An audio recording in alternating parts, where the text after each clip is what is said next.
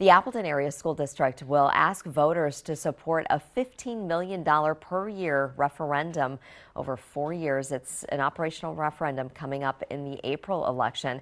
And tonight is the final information session for voters to learn more. Emily Byer joining us live this morning in Appleton with details on that proposal and where to learn more. Good morning, Emily.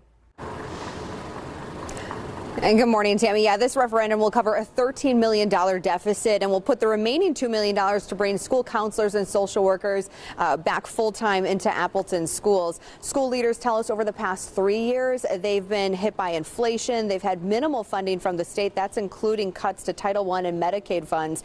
If passed, homeowners will see a tax rate impact of $15 per year on a $100,000 home. The average Appleton area home is roughly $300,000, so it would be about $45 for the average homeowner. School leaders tell us if the referendum does not pass, more cuts will have to be made.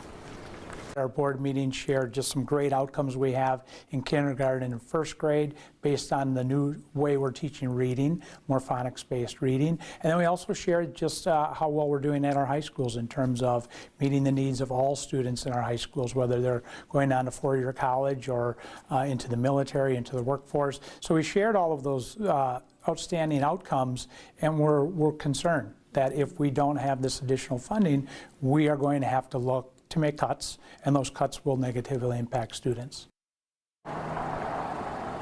Now, there is a final session to learn more about this referendum and ask school leaders questions. That's tonight at 6:30. That's happening at the Appleton Area School Welcome Center. Tammy.